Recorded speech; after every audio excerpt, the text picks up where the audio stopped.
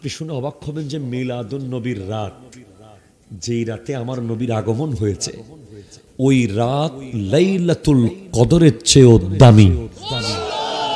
আমি চ্যালেঞ্জ করে গেলাম চান্দিনার কাছে, আমি নিজের মুখ থেকে বানিয়ে একটা শব্দ বলবো না, আমি এইটা যেটা বললাম লাইলাতুল কদরের চেয়ে দামি, এই কথা লিখেছেন ইমাম কাস্তুলানি। তিনি কে? পৃথিবীতে তিনটা বুখারী শরীফের তিনটা খুব সমাদৃত ব্যাখ্যা গ্রন্থ আছে। কয়টা? আমার দিকে কয়টা? ভাই দেখেন, এখন আমি আপনাকে বলছি, আমি এখন আপনাকে মজা দিতে পারবো না, এখন শুধু তথ্য যাবে, তথ্য, ইনফরমেশন। বুখারী শরীফ চিনেন তো, যেটা হচ্ছে আসাহুল কুতুব বাদা কিতাবিল্লাহি তাআলা, জমিনের মধ্যে পবিত্র কোরআনের পরে সবচেয়ে বিশুদ্ধ কিতাবের নাম হলো আল জামি আস সহিহ আল মুসনাদ আল মুখতাসার মিন উমুরি রাসূলিল্লাহি সাল্লাল্লাহু আলাইহি ওয়াসাল্লাম ওয়া সুনানিহি ওয়া আইয়ামিহি আস সহিহুল বুখারী। তিনটা ব্যাখ্যা গ্রন্থ আছে পৃথিবীতে সবচেয়ে দুর্দান্ত। একটা হলো ফাতহুল বারী ফি শারহে সহিহিল বুখারী, লিখেছেন আল্লামা ইবনে হাজার আসকালানি। নামের অর্থ হলো পাথরের বাপ, পাথরের সন্তান, ইবনে হাজার।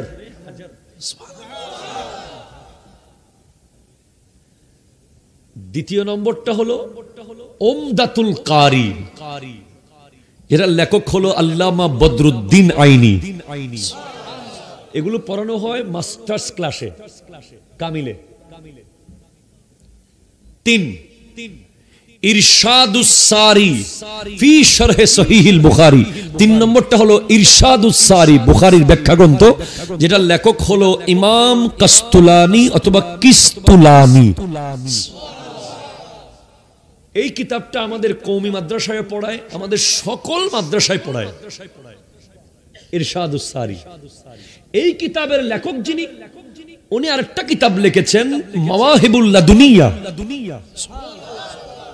ওই কিতাবে তিনি লিখেছেন নবীজির আগমনের রাত লাইলাতুল কদরের চেয়েও দামি। কিভাবে?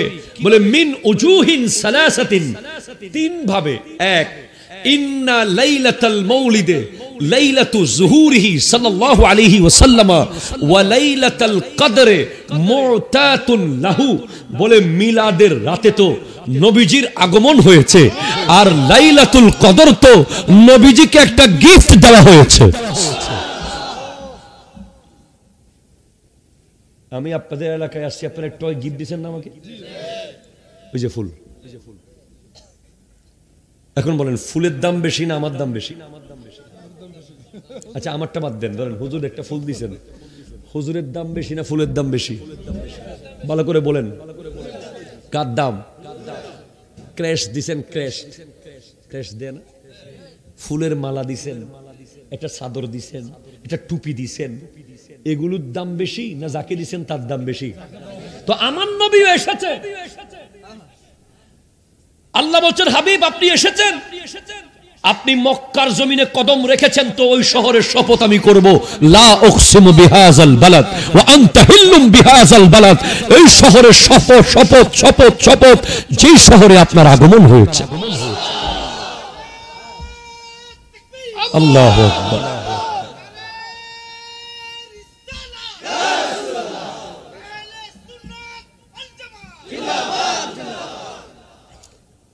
হাবিব আপনি এসেছেন, ওয়াজুইলাত লিয়াল আরদু মসজিদান তাহুরা, এতদিন অন্য নবীর উম্মতরা বিভিন্ন জায়গায় গিয়ে গিয়ে নামাজ পড়তে হতো, আর আপনার কদম লাগার কারণে গোটা জমিনকে মসজিদ বানিয়ে দিলাম।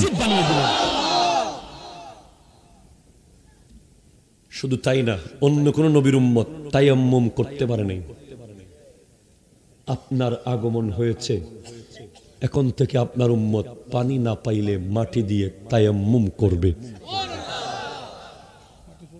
আপনার আগমন হয়েছে, আপনার উম্মত এক রাত ইবাদত করবে, 84 বছর ইবাদতের সওয়াব পাবে। আপনার আগমন হয়েছে, আপনার উম্মত একদিন রোজা রাখবে 9 জিলহজ, 1 বছর আগের গুনাহ মাফ করে দেব, 1 বছর পরের গুনাহ মাফ করে দেব। আপনার উম্মত লাইলাতুল বারাত এক রাতে ইবাদত করবে, বনি কালব গোত্রের বকরির মেষের পালের কেশ সমান উম্মতের গুনাহ মাফ করে দেব। আপনার আগমন হয়েছে। ওই ইহুদিরা 2টা দিন পালন করত, দুটোটা বদলিয়ে দিলাম, একটা ঈদুল ফিতর দিলাম, একটা ঈদুল আজহা দিলাম। আপনার আগমন হয়েছে। আপনার উম্মতকে বলে দিয়েন জান্নাতে আপনার আগে কেউ ঢুকতে পারবে না। আপনার উম্মতকে বলে দিয়েন আপনার উম্মতের আগে কোন নবীর উম্মত জান্নাতে ঢুকতে পারবে না। আপনার আগমন হয়েছে। ওই মক্কার জমিনে গিয়ে দেখতে বলবেন আপনার উম্মতকে, মদিনার ওই কূপে গিয়ে দেখিয়েন বীরে শেফা। আমি নিজে পানি খেয়ে এসেছি গত রমজানে। বদর যুদ্ধ করে যখন সাহাবারা আসতেছেন, প্রচন্ড তৃষ্ণার্ত, কলিজা শুকিয়ে যাচ্ছে, কোথাও কোনো কূপ নাই। হঠাৎ দেখে একটা কূপ, লবণাত্মক, টাচ করা যাচ্ছে না। আমার নবী গিয়ে থুতু মোবারক দিয়ে দিলেন। সেই কূপের পানি আজকের দিন পর্যন্ত মদিনার বাসিন্দারা বলেছে, মক্কার বাসিন্দারা বলেছে পৃথিবীর সবচেয়ে দামি পানি। জমজমের পরপর সেটা, আবার অনেকে বলছে সেটা জমজমের আগে, কারণ জমজমে নবীজির থুতু নাই, এটাতে নবীজির থুতু মোবারক আছে। বীরে শেফা, আপনার আগমন হয়েছে। পৃথিবীর মানুষ রমজান পেয়েছে, ঈমান পেয়েছে, এহসান পেয়েছে, ইজ্জত পেয়েছে, শরাফত পেয়েছে, আজমত পেয়েছে, রহমানকে চিনেছে। অনেকগুলো গিফট আল্লাহ দিয়েছে, খুশিতে খুশিতে খুশিতে। তার মধ্যে একটা গিফট হলো লাইলাতুল কদর। এবার আপনি নিজেই বলেন, গিফটের দাম বেশি না নবীর দাম বেশি? এটা তো যে কোনো সাধারণ মানুষই বুঝবে, কথা কয় না? এরপরে ইমাম কাস্তুলানি বলেন, লাইলাতুল কদর দামি হয়েছে জিবরিল আমিনের আগমনের কারণে। জিবরিল তো আমার নবীর খাদেম, ঠিক কিনা? জোরে বলেন, জোরে বলেন। ওয়া জিবরিলু খাদিমুহু, সুবহানাল্লাহ। তানাজ্জালুল মালাইকাতু ওয়ার রূহু ফিহা বিইذনি রাব্বিহিম মিন কুল্লি আমর সালামুন হিয়া হাত্তা মাতলাইল ফজর। ফেরেশতা নাজিল হওয়ার কারণে লাইলাতুল কদর দামি। এখন আপনার বিবেককে প্রশ্ন করেন, ফেরেশতা দামি না নবী দামি? জোরে কোন, আরো জোরে। অবশ্যই নবীজি দামি, কারণ জিবরিল আলাইহিস সালাম সিদরাতুল মুনতাহা গিয়ে বলছেন, লাউ দানাউতু আন মিলাতান লাহতারাকতু, আমি যদি আরেক চুল পরিমাণ সামনে যাই, আমার সমস্ত ডানা জ্বলে পুড়ে ছাই হয়ে যাবে।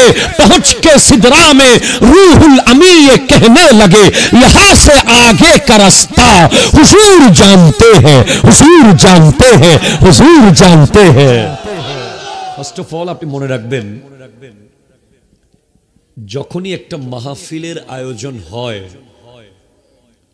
তখন প্রমাণ হয়ে যায় ওই এলাকার মানুষের দিলে আল্লাহর ভয় আছে। কথা বলতেছে না, ঠিক কিনা বলতেছে না? যখনই একটা মাহফিলের আয়োজন হয়, একটা মাহফিল কিন্তু বাতাসে হয়ে যায় না। এখানে বাঁশ গাড়তে আর প্যান্ডেল দিতে কত কি কষ্ট হয়েছে, সেগুলো যারা করছে তারা জানে।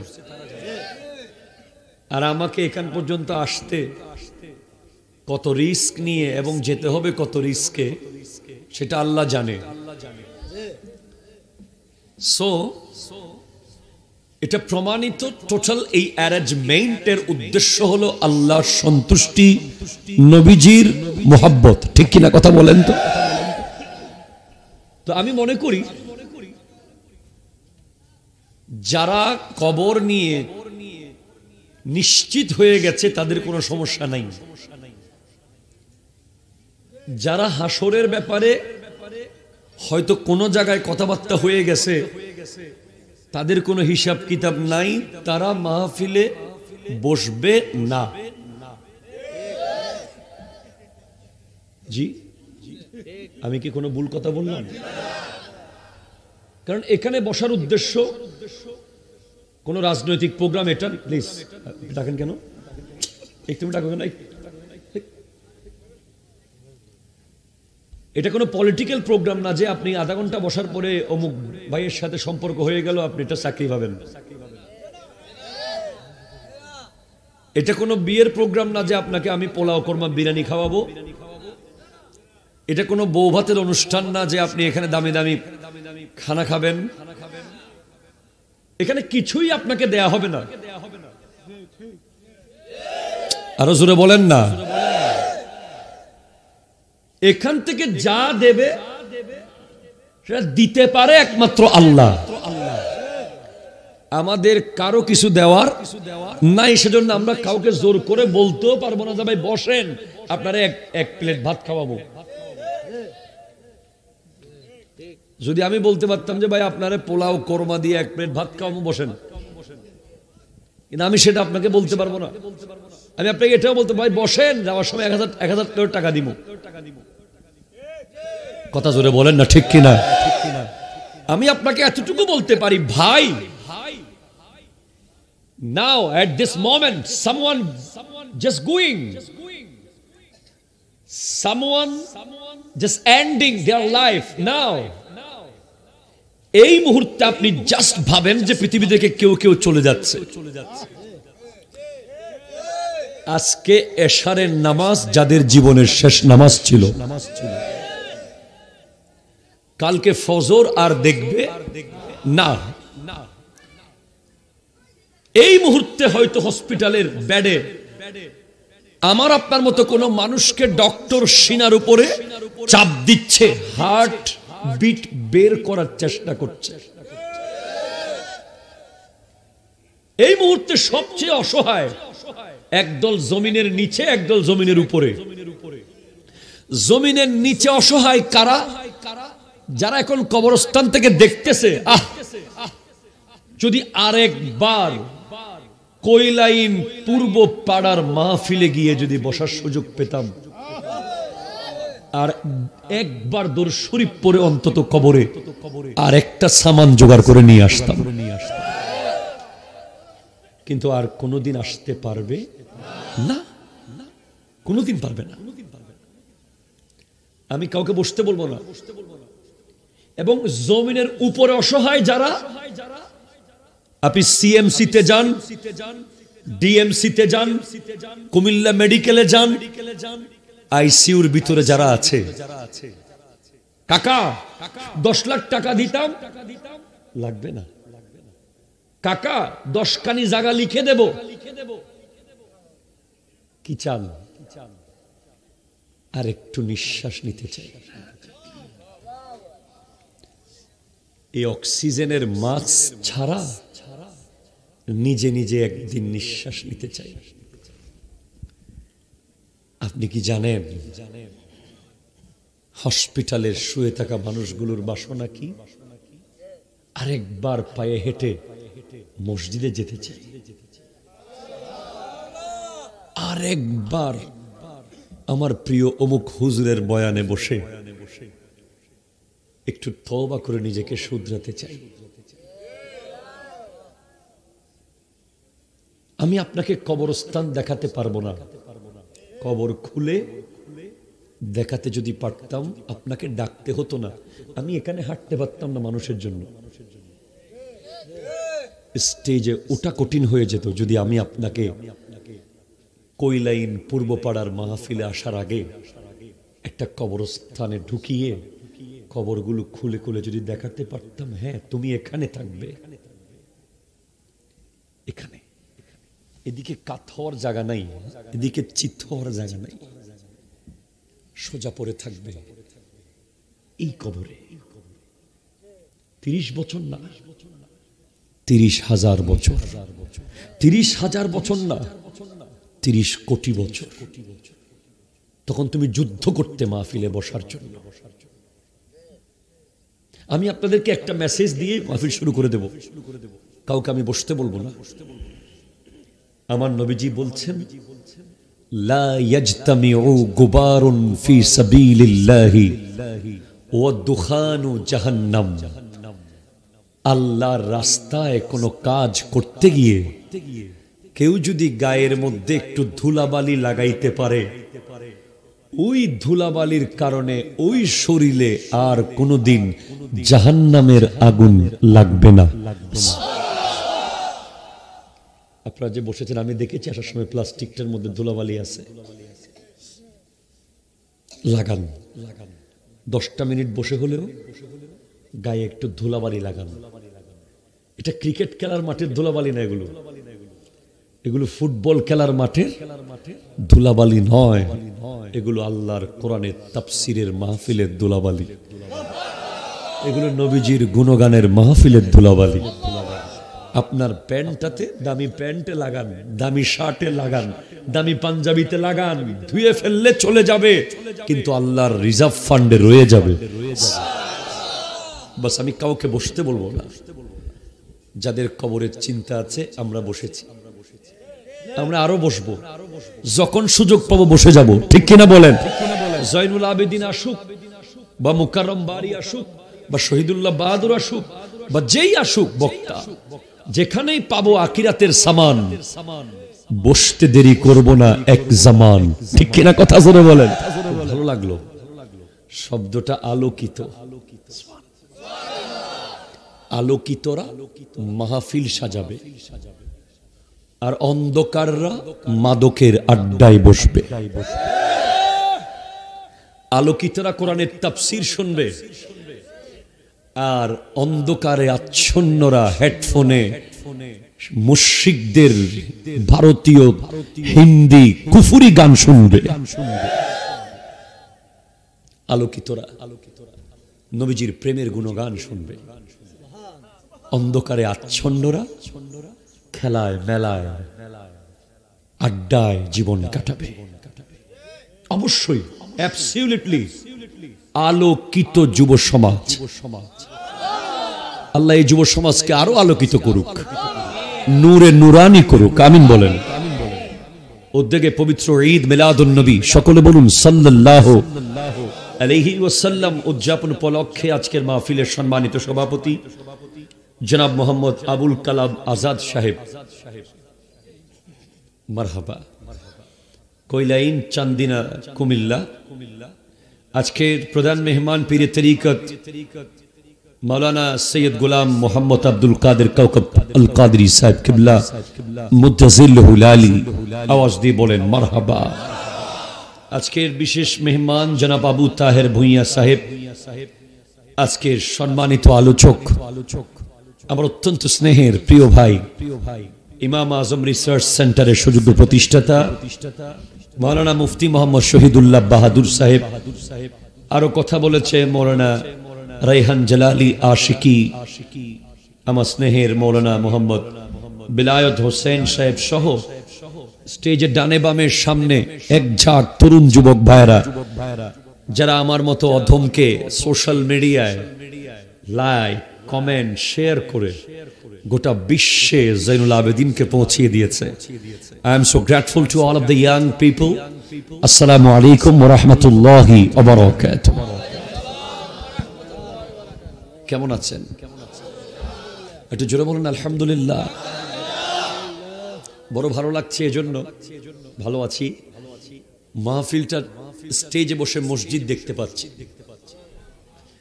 মাহফিলটা হচ্ছে মসজিদের আঙ্গিনায়, ঠিক না কাকা? মসজিদের আঙ্গিনায় মাহফিল হওয়ার একটা অ্যাডভান্টেজ আছে, সেটা হচ্ছে আমার নবীজি ইরশাদ করতে লাগলেন সাহাবায়ে কেরামকে, ইযা মারারতুম বিরিয়াজিল জান্নাহ ফারতাউ, যখন তোমরা জান্নাতের বাগানের পাশ দিয়ে যাবে, তোমরা জান্নাতের বাগান থেকে ফল ছিঁড়ে ছিঁড়ে খাবে। সুবহানাল্লাহ। কিন্তু আমাদের সভাপতি সাহেবের প্রশংসা না, আমার প্রশংসা। কারো? কার? এত এত কি কমতি কেন আওয়াজে? এই তো এটা খুঁজতেছি, এতক্ষণ পরে সান্দিন আইসি মনে হয়েছে, এতক্ষণ টেনশনে ছিলাম, কই আইসি না কই আইসি। মারহাবা কোন? নবীজি বলছেন, when you will walk in front of the heaven, then you have to take food from the heaven. যখন তুমি জান্নাতের পাশ দিয়ে যাবে, জান্নাতের বাগান থেকে ফল ছিঁড়ে ছিঁড়ে খাবে। সাহাবায়ে কেরাম বলছেন, how can it possible, the heaven in this earth? পৃথিবীতে জান্নাত, জান্নাত তো পৃথিবীতে কিভাবে সম্ভব ইয়া রাসূলুল্লাহ? হ্যাঁ আছে। নবীজি বলছেন, ইরশাদ করছেন, আল মাসাজিদু কুল্লুহুম রিয়াজুল জান্নাহ, প্রত্যেকটা মসজিদ হলো জান্নাতের বাগান। মা রাতু ইয়া রাসূলুল্লাহ, ওখানকার কয়েকটা ফলের নাম বলেন যেগুলো খাবো। একটা ফলের নাম হলো সুবহানাল্লাহ,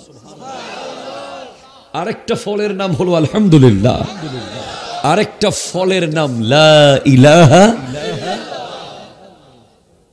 তুমি যখন মসজিদের পাশ দিয়ে হাঁটবে, তোমার বাইকের রেস একটু কমিয়ে রাখিও,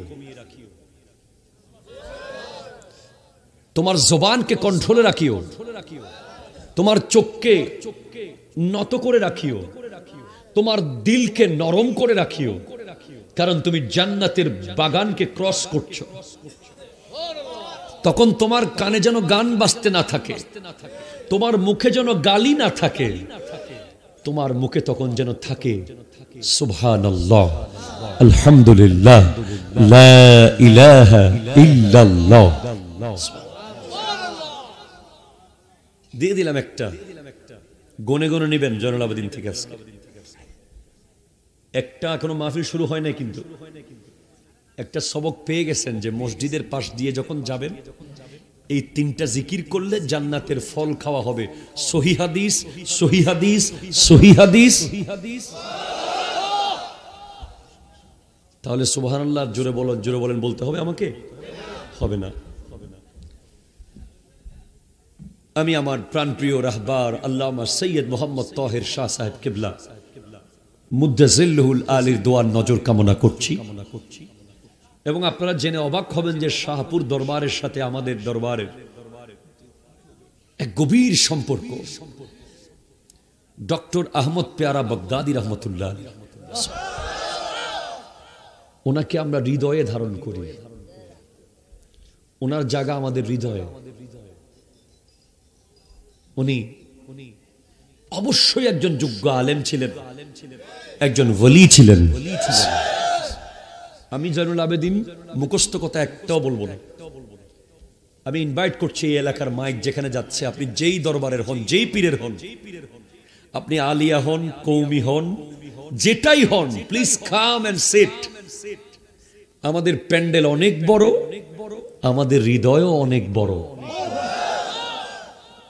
আসেন, বসেন, শোনেন আমরা কি বলি, কথা কন না,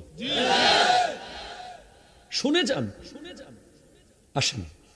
আমি ইনভাইট করছি, কেউ কাউকে মাইনাস করতে আমরা আসি নাই, আমরা সবাইকে ম্যানেজ করব। এক জায়গায় গিয়ে সবাই দাঁড়িয়ে যাব মদিনাতুল মুনাওয়ারার গুম্বদে হাজারার নিচে, ঠিক কিনা কথা বলেন? আমার নবীর গুম্বদে হাজারার নিচে বিশ্ব মুসলমান এক হবে, ঠিক কিনা কথা বলেন? আজ নয় তো কাল হবে। বোকা, আমরা জশ্নে জুলুসে ঈদে মিলাদুন নবী করি, আপনারা এটাকে মহব্বত করেন না। কিন্তু ভাইয়েরা, মাইকের আওয়াজ যদি শুনেন, চান্দিনায় আমি আর কখনো আসতে পারি না বা না পারি। ইকু একটু কমাও আব্বু, ইকু একটু কমাও আব্বু। হ্যাঁ, চান্দিনায় জয়নুল আবেদিন কাদেরী কখনো আসতে পারবে কিনা জানি না। আপনি নিরপেক্ষ দৃষ্টিতে একটু বলেন, আমরা যে ঈদে মিলাদুন নবীর মাহফিল করছি, এটার অ্যাডভান্টেজ গুলো আপনি আগে শোনেন, কি কি লাভ হচ্ছে। ধরেন বাংলাদেশে যদি ঈদে মিলাদুন নবীর মাহফিল বন্ধ হয়ে যায়, বছরে না হলে ৫,০০০ মাহফিল বন্ধ হয়ে যাবে। যাবে কিনা বলেন? প্রত্যেকটা মাহফিল থেকে একটা যুবক যদি মাদক ছাড়ে, তাহলে ৫,০০০ মাহফিল থেকে ৫,০০০ মাদক ছাড়া বন্ধ হয়ে যাবে, ঠিক কিনা বলেন? এক পয়েন্ট নম্বর 1, যৌক্তিকভাবে পারলে খণ্ডন করেন। দুই,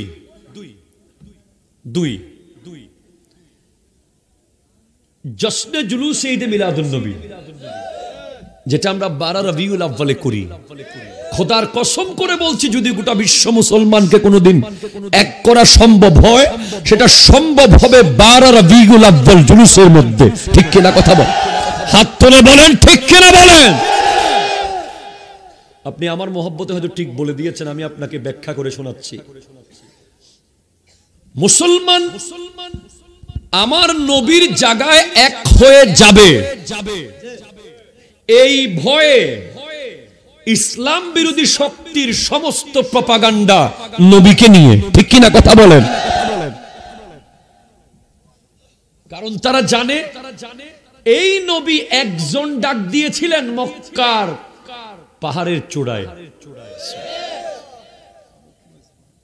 আবু কুবাইস পাহাড় থেকে। তরুণদের মধ্যে সর্বপ্রথম মাওলা আলী, মুরব্বীদের মধ্যে সর্বপ্রথম সিদ্দিক আকবর, নারীদের মধ্যে সর্বপ্রথম খাদিজাতুল কুবরা রাদিয়াল্লাহু তাআলা আনহা, আর 40তম মুসলমান হযরত ওমর ফারুক আযম রাদিয়াল্লাহু তাআলা আন। চিৎকার দিয়ে বলেন ভাই সুবহানাল্লাহ। যেদিন হযরত ওমর ইসলাম কবুল করেছিলেন, সেদিন উনি বলেছিলেন, ইয়া রাসূলুল্লাহ, আমরা সত্য না মিথ্যা?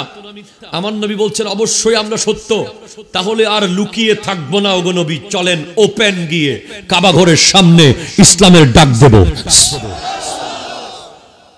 একদিকে হযরত ওমর ফারুক আযম তলোয়ার হাতে নিলেন। মুসলমান যুবক, তুমি ইন্টারনেটে মোবাইলের মধ্যে ঘুমিয়ে থাকার যুবক তুমি নও। ঠিক কিনা কথা বলেন না? তুমি মোটরসাইকেল নিয়ে জীবন কাটানোর যুবক তুমি নও। তুমি টিকটক, লাইকি, ফেসবুক, ইউটিউবে পড়ে থাকার মানুষ তুমি নও। তুমি হলে ফারুক আযমের উত্তরসূরি।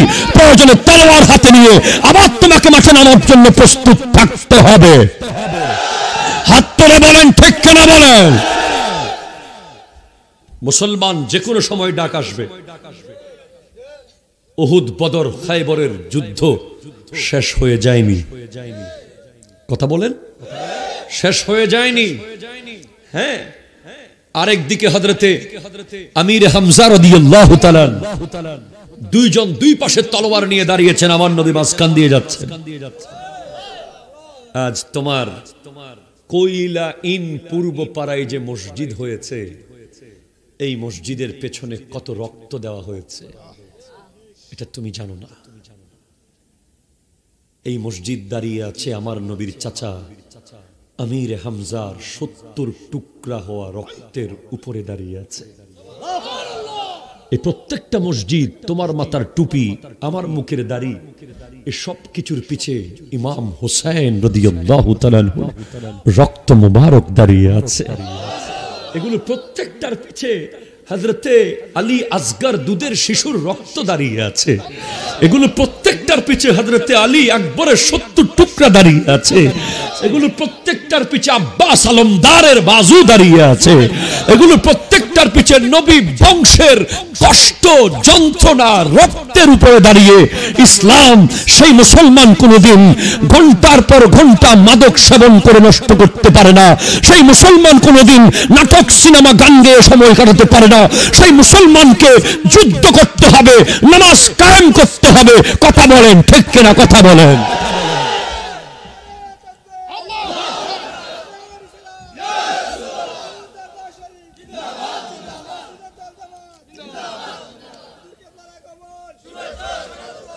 কথা বলেন ঠিক কিনা কথা বলেন।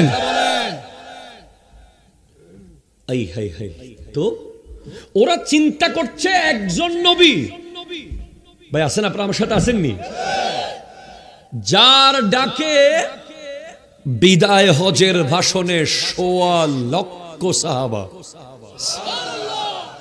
আজকে পৃথিবীতে 300 কোটির কাছাকাছি মুসলমান। এজন্য ওরা ভয় পাচ্ছে ইসলাম বিরোধী শক্তিরা। আমাদের কওমি বলেন, আহলে হাদিস বলেন, লামাজহাবি বলেন, আমাদের এই সহজ সরল ভাইদেরকে তারা ব্যবহার করছে আমাদের ভাইয়েরা বুঝতেই পারছে না তারা যে ব্যবহার হচ্ছে। কথা একেবারে ক্লিয়ার। এই সমস্ত ফিতনাগুলো তৈরি হচ্ছে ওই ইসরায়েল থেকে। এগুলো আপনারা জানেন না, এগুলো আমরা গবেষণা করে বলছি। আমি আপনাকে চাঞ্চল্যকর তথ্য দেব, আপনি অবাক হয়ে যাবেন। ওরা বলেছে দুই জায়গাকে প্রশ্নবিদ্ধ করে দিবি ভালো মতো।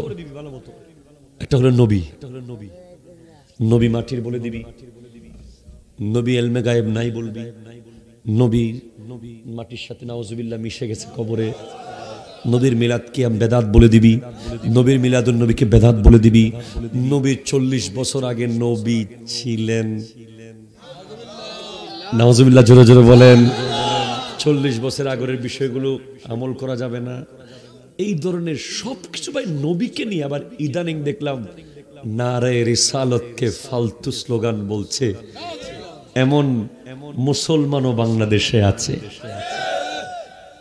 আমরা আবার ভাইদেরকে বলবো, ভাই কি দরকার, আপনি নারায়ে রিসালাতের পিছনে লাগলেন কেন?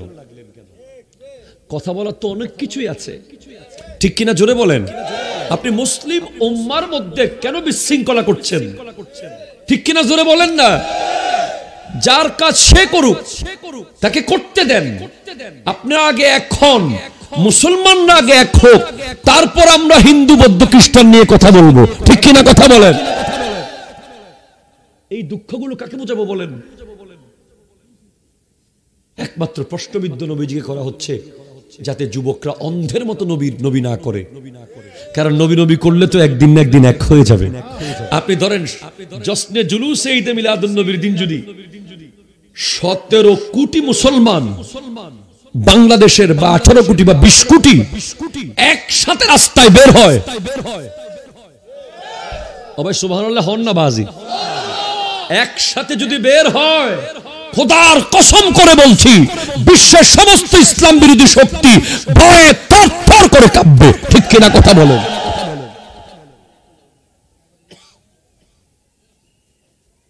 এখন আপনি বলেন হুজুর মিলাদ নবী কেন বের হইতে, অন্যদিন কোন দিন বের হবেন বলেন? আর একটা দিন দেখান যেদিন আপনি সবাইকে বের করতে পারবেন। আমার বাবা ওরসে আপনি আসবেন না, আপনার দাদার মাহফিল আমি যাবো না। কথা কয় না। সবে বরাত নামাজ কেন্দ্রিক প্রোগ্রাম, রোড কেন্দ্রিক না। সবে কদর ইবাদত কেন্দ্রিক, ঈদুল ফিতর নামাজ কেন্দ্রিক, ঈদুল আজহা পশু কোরবানি করতে হবে। একমাত্র গোটা বিশ্ব মুসলমান যদি সারা বিশ্বকে ইসলামের শক্তি দেখাতে চায়, একটাই সুযোগ আছে, জশ্নে জুলুসে ঈদে মিলাদুন নবী। হাত তুলে বলেন ঠিক কিনা।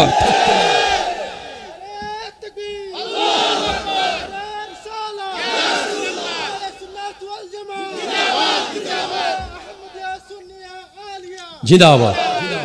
এবং সারা বিশ্বের সবচেয়ে বড় জুলুস বের হয় চট্টগ্রাম জামিয়া আহমদিয়া সুন্নিয়া কামিল মাদ্রাসার মাঠ থেকে। আপনারা জানেন এখানে শাহপুর দরবারের অনেক শাহজাদার সন্তানরা, অনেক মুরিদরা জামিয়াতে পড়ে। জামিয়া সবার, ঠিক কিনা জোরে বলেন।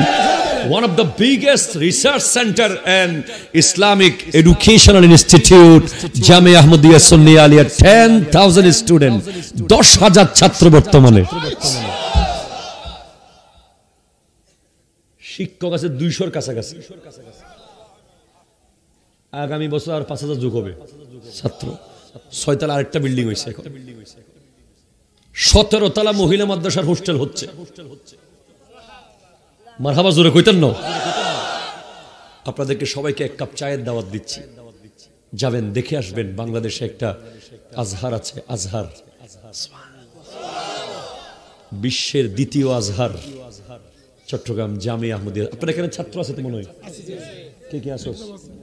তুমি জামিয়ার ছাত্র? কোন ক্লাসে পড়ো? মাস্টার্স। মাশাআল্লাহ। তাকে সাথে নিয়ে যাবেন, জস্টে জুলুস দেখবেন। এই জুলুস কারো বাবার না, কারো দাদার না, কারো নানার না, কারো ব্যক্তিগত না, এটা নবীর জুলুস। অমুক দরবারের জুলুসে আমি কেন যাব, তমুক পীরের প্রোগ্রাম, এটা না। এজন্য নবীজিকে যত দূরে রাখা যায় ওরা চেষ্টা করছে তত বেশি মুসলিম উম্মাকে দূরে রাখা যাবে, ঠিক কিনা জোরে বলেন। এজন্য নবীজির কাছাকাছি যেতে হলে জশ্নে জুলুসে ঈদে মিলাদুন নবীর কোনো বিকল্প। এবার মিলাদুন নবী আজকের প্রোগ্রাম, আমি এখনো ওয়াজ শুরু করি না, কিন্তু অসুবিধা হবে কোন আপনাদের? আমার 2-4টা ফলো দিয়ে আসবে তো না, একটু দেরি হইল মাহফিলের পরে চিনবিনি আমার সমস্যা। মারহাবা কোন মিলাদুন নবী কেন করতে হবে? কেন এখন রবিউস সানি চলছে না জুমাদা সানি চলছে?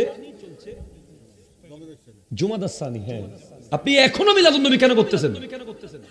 প্রশ্ন যৌক্তিক না অযৌক্তিক? যৌক্তিক। অনেকে মনে করে যে রবিউল আউয়াল মাস মানে মিলাদুন নবী, এরপরে না না, আপনাকে প্রতি মাসে একবার মিলাদুন নবী করতে হবে। কেন কেন বলেন, কেন? আচ্ছা জোরে বলেন। আপনারা কেন না কেন আমি উত্তর কেমনে দিব? কারণ হলো এই দেশে একটা দল আছে যারা আমার নবীকে শেষ নবী মানে না, কাদিয়ানি। পৃথিবীতে একটা দল আছে ঈসাই খ্রিস্টান, যারা ঈসা আলাইহিস সালামকে আল্লাহর পুত্র বলে। নাউজুবিল্লাহ, জোরে বলবেন না। আরেকটা দল আছে শিয়া, যারা নবীজির ব্যাপারে বলে যে জিবরিল আলাইহিস সালাম আসছিলেন মওলা আলীর কাছে ওহী নিয়ে, কিন্তু চেহারা ভুল করে চলে গেছেন নাকি নবীর কাছে। আমি আপনাকে বুঝাচ্ছি, খেয়াল করেন। এসব পোষা ভুল ভ্রান্ত কমপ্লিট ভুল ইতিহাস কিছু কিছু মানুষ গ্রহণ করছে কিনা? করছে। এখন টুডে টুমোরো আপনি লিখে রাখেন, আমি মরে যাব, হয়তো আপনি থাকবেন না, পৃথিবী দেখবে। একদিন এমন একটা ফেরকা বের হবে যে বলবে আরে আল্লাহ বলতে কিছু নাই, নাউজুবিল্লাহ, নবীটাই আল্লাহ আর কি। এরকম যে বলছে আমি নিজে সাক্ষী। কত বড় শিরিক, জাগাত ঈমান চলে যাবে। নবী হলেন বান্দা, আল্লাহ হলেন খোদা। নবী হলেন রাসূল, আল্লাহ হলেন রাসূলের সৃষ্টিকারী। নবী খালেক, আল্লাহ নবী মখলুক, আল্লাহ খালেক। এটা জোরে বলেন না সুবহানাল্লাহ। নবী মখলুক, আল্লাহ কি খালেক। নবী সৃষ্টি, আল্লাহ স্রষ্টা। এই ইতিহাস বিকৃত হবে। কেমনে হবে? কোরআনুল কারীমে সূরা বাকারার মধ্যে আছে, আলাম তারা ইলাল্লাযী হাজ্জা ইব্রাহিম। হাবিব, আপনি কি দেখেননি ইব্রাহিম আলাইহিস সালামের সাথে নমরুদের ডিবেট হয়েছিল? ডিবেট, বাক বিতণ্ড। নমরুদ বলেছে ইব্রাহিম তোমার খোদা কে? তার দুইটা গুণ বলো। ইব্রাহিম আলাইহিস সালাম বলেছিলেন আমার খোদা তিনি রব্বিয়াল্লাযী ইউহয়ী ওয়া ইউমীত। আমার রব হলো যিনি মরাকে জিন্দা করে, জিন্দাকে আবার মারতে পারে। খুব খেয়াল করবেন, খুব খেয়াল করবেন। জয়নুল আবেদিন কাদেরী ভবিষ্যতে কোনোদিন আসতে পারে বা না পারে, আপনাদের কেমন অস্ত্র দিয়ে যাচ্ছি, জীবনভর কাজে লাগবে ইনশাআল্লাহ। নমরুদ করলো কি? জেলখানা থেকে দুইটা কয়েদি বের করলো। একজনের আজকে ফাঁসি হয়ে যাবে, বলে তোরে ছাড়ে দিলাম যা। আরেকজনের বেকসুর খালাস হবে, তারে কূপ দিয়ে কাটি মারে ফেলছে। কয় দেখো আমিও মরার জিন্দা করলাম, জিন্দারে মারলাম। নাউজুবিল্লাহ, জোরে বলেন। ইব্রাহিম আলাইহিস সালাম বলে আচ্ছা, আমার খোদা তো সূর্যকে প্রতিদিন পূর্ব দিকে তুলে, তুমি একটু পশ্চিম দিকে তুলে দেখাও তো। ফাবুহিতাল্লাযী কাফারা। আল্লাহু আকবার, জোরে বলেন। নমরুদ চুপ হয়ে গেছে, কারণ নমরুদ না, নমরুদের বাপ, তার দাদা, তার দাদার দাদা, তার 14 গোষ্ঠী মিল্লা সূর্যকে কি তুলতে পারবে? তাহলে আল্লাহর গুণ হলো দুইটা, ইব্রাহিম আলাইহিস সালামের মতে আল্লাহর কোটি কোটি গুণ আছে, এই জায়গায় দুইটা গুণের কথা তিনি বললেন, একটা মরাকে জিন্দা করা আর একটা সূর্যকে পশ্চিম দিকে তোলা। ও সুবহানাল্লাহ হন, মানে পূর্ব দিকে তোলা, তুমি পশ্চিম দিকে তুললে খোদা মানবো।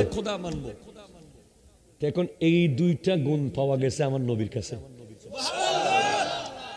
আমার নবী খাইবরের যুদ্ধ থেকে আসার সময় হযরতে মাওলা আলীর জন্য আসরের সূর্যকে পশ্চিম দিকে তুলে ফেলেছিলেন। ও সুবহানাল্লাহ হন বাজি। আমার নবী নিজের আব্বা আম্মাকে পুনরায় জীবিত করে কালিমা পড়িয়ে দিয়েছেন। সহিহ হাদিসে আছে, সহিহ হাদিসে আছে, সহিহ হাদিসে আছে।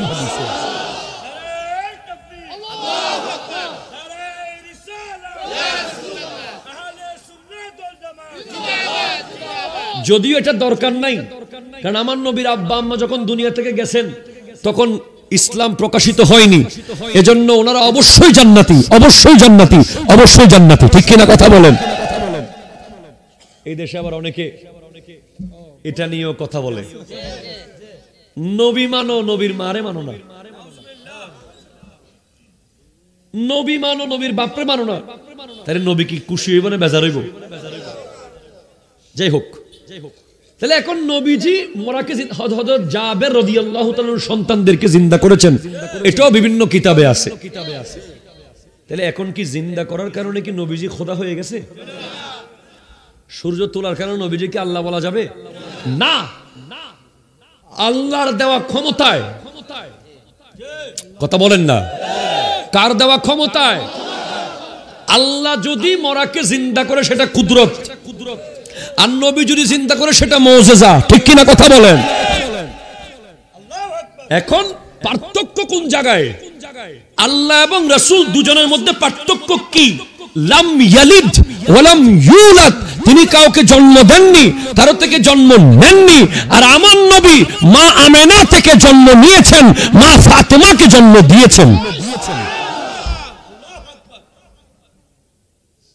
আল্লাহ কারো থেকে জন্ম, কাউকে জন্ম, আর আমার নবী মা আমেনা রাদিয়াল্লাহু তাআলা আনহা থেকে জন্ম নিয়েছেন, মা ফাতেমাকে জন্ম দিয়েছেন। তাহলে শব্দটা মূল কেন্দ্র হলো জন্ম। খালেক আর মখলুকের পার্থক্য হলো জন্ম, জন্মই হলো মিলাদ। এখন তুমি যদি প্রত্যেক বছর মিলাদুন নবী না করো, ইতিহাস একদিন পাল্টে যাবে। ইতিহাস কোন একজন হুজুর এসে বলবেন না, কথা কন না। পৃথিবীতে একটা গোটা জনগোষ্ঠী ঈসা আলাইহিস সালামকে আল্লাহর পুত্র মানে মানে পৃথিবীতে গোটা একটা জনগোষ্ঠী আছে যারা আমার নবীর উপরে মাওলা আলীকে নিয়ে যায়। তাহলে এটা করতে আর বেশি দিন সময় লাগবে। এজন্য মিলাদুন নবী করা এক প্রকার ফরজ, শিরিক হওয়ার জন্য না, শিরিক থেকে বাঁচানোর জন্য। মিলাদুন নবী হলেই তো বুঝবেন নবীর মিলাদ আছে, হলেই তো বুঝবো নবী জন্ম নিছে, হলেই তো বুঝবো নবী 12 রবিউল আউয়াল আসছে, হলেই তো বুঝবো নবী মা আমেনার রেহেম শরীফ থেকে দুনিয়াতে এসেছে, হলেই তো বুঝবো নবীজি সিজদা অবস্থায় এসেছেন, হলেই তো বুঝবো নবীজি খতনা অবস্থায় এসেছেন, হলেই তো বুঝবো নবীজি এসে বলেছেন রব্বি হাবলি উম্মতি। রব্বি হাবলি মানে আল্লাহ আমার উম্মতের মালিক, আমাকে বানিয়ে দাও।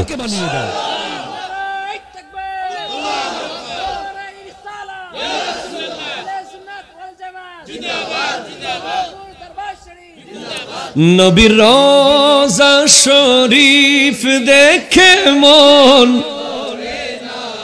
নবীর রওজা শরীফ ভরে না, দিদার দাও গো শাহে মদিনা, দিদার মদিনা আরশের মেহমান করেছে আল্লাহ কত শান কত মান মোর কামলিওয়ালা আরশের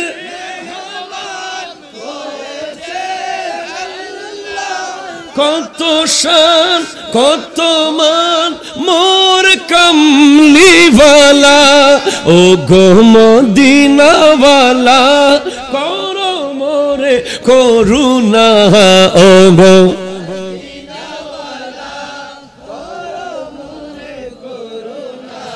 দিদার দাও গো চিৎকার দিয়ে বলেন সুবহানাল্লাহ। সূরা বাকারা থেকে তিলাওয়াত করেছিলাম, আসেননি? আসেনি? দাঁড়িয়ে আছে বাইরে, আসেননি আপনারা? আছে, ওনারাও আছে। আলিফ লাম মিম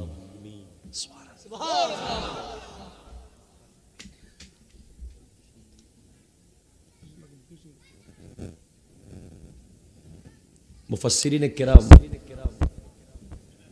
এগুলোকে বলেছেন হুরুফে মুকাত্তিআত।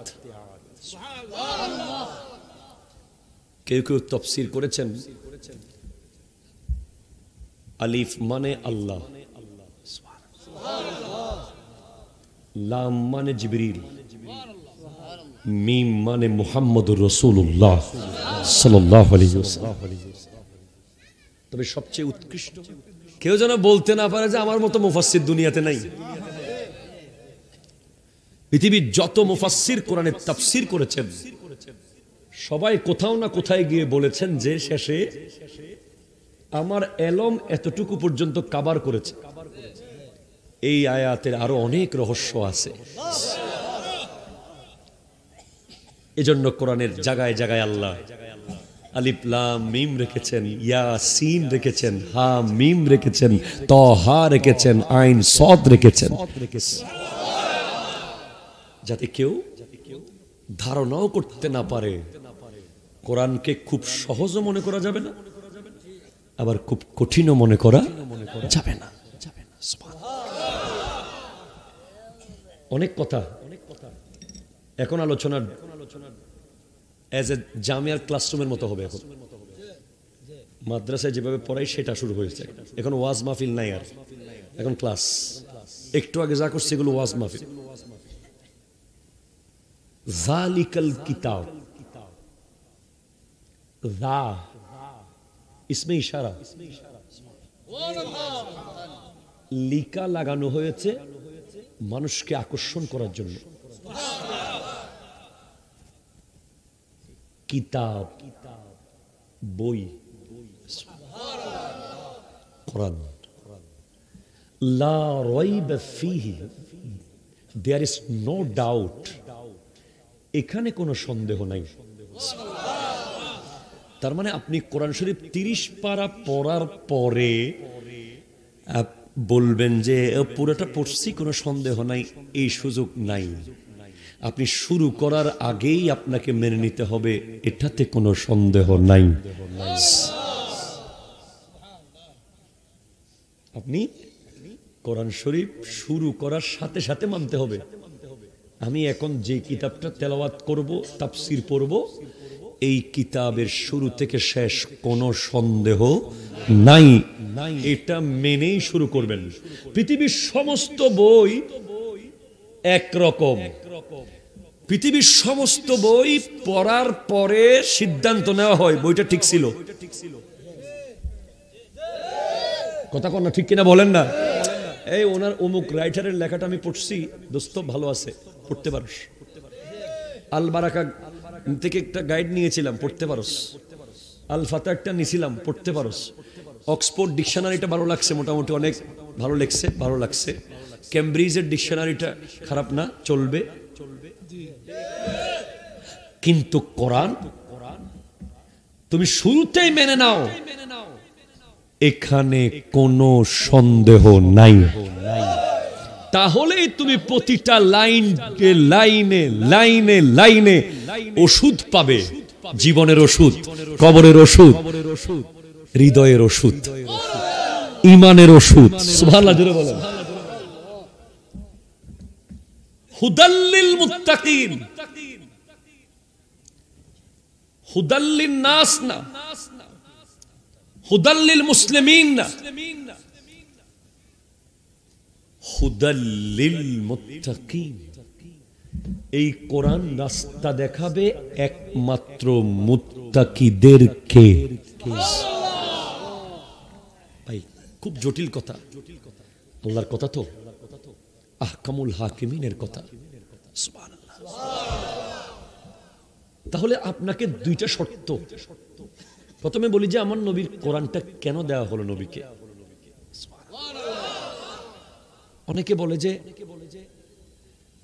মিলাদুন নবীর কেন করবেন, মিলাদুন নবী কেন করবেন, মিলাদুন নবী কেন করবেন।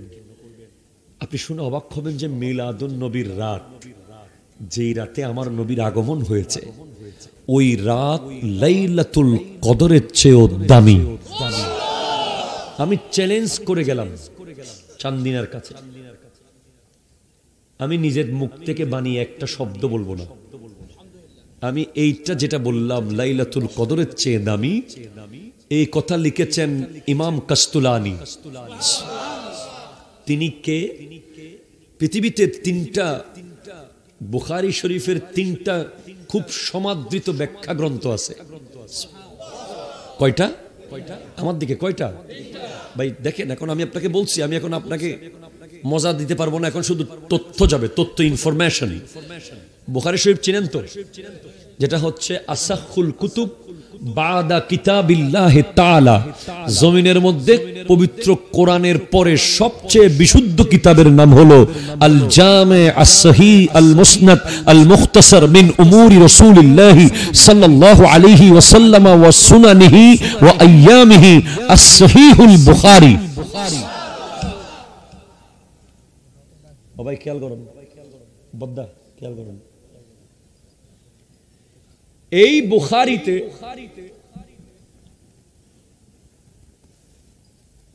বুখারী প্রশ্নটা কি ছিল যে তিনটি ব্যাখ্যা,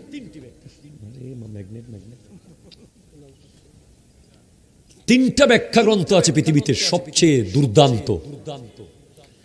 একটা হলো ফতহুল বারি ফি শারহে সহিহিল বুখারী, লিখেছেন আল্লামা ইবনে হাজার আসকালানি।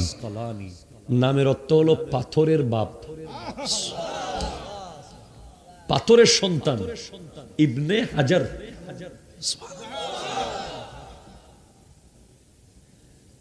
দ্বিতীয় নম্বরটা হলো উমদাতুল কারি, এর লেখক হলো আল্লামা বদরুদ্দিন আইনি।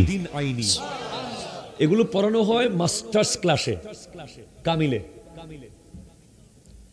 তিন, ইরশাদুস সারি ফি শারহে সহিহিল বুখারী। তিন নম্বরটা হলো ইরশাদুস সারি, বুখারীর ব্যাখ্যা গ্রন্থ, যেটা লেখক হলো ইমাম কাস্তুলানি অথবা কিস্তুলানি। এই কিতাবটা আমাদের কওমি মাদ্রাসায় পড়ায়, আমাদের সকল মাদ্রাসায় পড়ায়, ইরশাদুস সারি।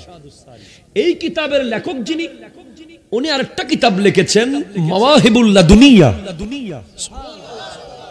ওই কিতাবে তিনি লিখেছেন নবীজির আগমনের রাত লাইলাতুল কদরের চেয়েও দামি। কিভাবে? বলে মিন উজুহিন সালাসাতিন, তিন ভাবে। এক, ইন্না লাইলাতাল মাউলিদে লাইলাতু যুহুরিহি সাল্লাল্লাহু আলাইহি ওয়াসাল্লাম ওয়া লাইলাতুল কদরে মুতাতুন লাহু। বলে মিলাদের রাতে তো নবীজির আগমন হয়েছে, আর লাইলাতুল কদর তো নবীজিকে একটা গিফট দেওয়া হয়েছে। আমি আপনাদের এলাকায় আসছি, আপনারা একটা গিফট দিয়েছেন না আমাকে? ওই যে ফুল। এখন বলেন ফুলের দাম বেশি না আমার দাম বেশি? আচ্ছা আমারটা বাদ দেন, ধরেন হুজুর একটা ফুল দিয়েছেন, হুজুরের দাম বেশি না ফুলের দাম বেশি? ভালো করে বলেন, কার দাম? ক্র্যাশ দিছেন, ক্র্যাশ ক্র্যাশ দেন। ফুলের মালা দিছেন, একটা চাদর দিছেন, এটা টুপি দিছেন, এগুলোর দাম বেশি না যাকে দিছেন তার দাম বেশি? তো আমার নবীও এসেছে। আল্লাহ বলছেন হাবিব আপনি এসেছেন, আপনি মক্কার জমিনে কদম রেখেছেন, তো ওই শহরের শপথ আমি করব, লা উকসিমু বিহাযাল বালাদ ওয়া আনতা হিল্লুম বিহাযাল বালাদ, এই শহরের শপথ শপথ শপথ শপথ যেই শহরে আপনার আগমন হয়েছে। আল্লাহু আকবার।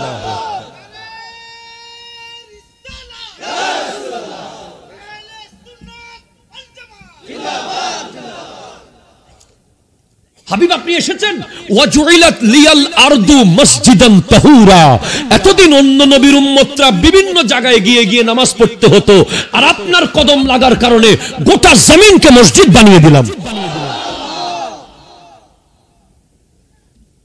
শুধু তাই না, অন্য কোন নবীর উম্মত তায়াম্মুম করতে পারে নাই, আপনার আগমন হয়েছে, এখন থেকে আপনার উম্মত পানি না পাইলে মাটি দিয়ে তায়াম্মুম করবে। আপনার আগমন হয়েছে, আপনার উম্মত এক রাত ইবাদত করবে, 84 বছর ইবাদতের সওয়াব পাবে।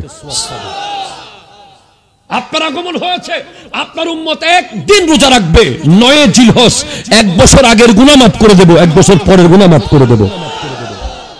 আপনার উম্মত লাইলাতুল বারাত, এক রাতে ইবাদত করবে, বনি কালব গোত্রের বকরির মেষের পালের কেশ সমান উম্মতের গুনাহ মাফ করে দেব। আপনার আগমন হয়েছে। ওই ইহুদিরা 2টা দিন পালন করত, দুটোটা বদলিয়ে দিলাম, একটা ঈদুল ফিতর দিলাম, একটা ঈদুল আজহা দিলাম। আপনার আগমন হয়েছে, আপনার উম্মতকে বলে দিয়েন জান্নাতে আপনার আগে কেউ ঢুকতে পারবে না। আপনার উম্মতকে বলে দিয়েন আপনার উম্মতের আগে কোন নবীর উম্মত জান্নাতে ঢুকতে পারবে না। আপনার আগমন হয়েছে, ওই মক্কার জমিনে গিয়ে দেখতে বলবেন আপনার উম্মতকে, মদিনার ওই কূপে গিয়ে দেখিয়েন বীরে শেফা, আমি নিজে পানি খেয়ে এসেছি গত রমজানে। বদর যুদ্ধ করে যখন সাহাবারা আসতেছেন, প্রচন্ড তৃষ্ণার্ত, কলিজা শুকিয়ে যাচ্ছে, কোথাও কোনো কূপ নাই, হঠাৎ দেখে একটা কূপ, লবণাত্মক, টাচ করা যাচ্ছে না, আমার নবী গিয়ে থুতু মোবারক দিয়ে দিলেন, সেই কূপের পানি আজকের দিন পর্যন্ত মদিনার বাসিন্দারা বলেছে, মক্কার বাসিন্দারা বলেছে পৃথিবীর সবচেয়ে দামি পানি জমজমের পরপর সেটা, আবার অনেকে বলছে সেটা জমজমের আগে, কারণ জমজমে নবীজির থুতু নাই, এটাতে নবীজির থুতু মোবারক আছে। বীরে শেফা, আপনার আগমন হয়েছে, পৃথিবীর মানুষ রমজান পেয়েছে, ঈমান পেয়েছে, এহসান পেয়েছে, ইজ্জত পেয়েছে, শরাফত পেয়েছে, আজমত পেয়েছে, রহমানকে চিনেছে। অনেকগুলো গিফট আল্লাহ দিয়েছে, খুশিতে খুশিতে খুশিতে। তার মধ্যে একটা গিফট হলো লাইলাতুল কদর। এবার আপনি নিজেই বলেন, গিফটের দাম বেশি না নবীর দাম বেশি? এটা তো যে কোনো সাধারণ মানুষই বুঝবে, কথা কয় না? এরপরে ইমাম কাস্তুলানি বলেন, লাইলাতুল কদর দামি হয়েছে জিবরিল আমিনের আগমনের কারণে। জিবরিল তো আমার নবীর খাদেম, ঠিক কিনা? জোরে বলেন, জোরে বলেন। ওয়া জিবরিলু খাদিমুহু, সুবহানাল্লাহ।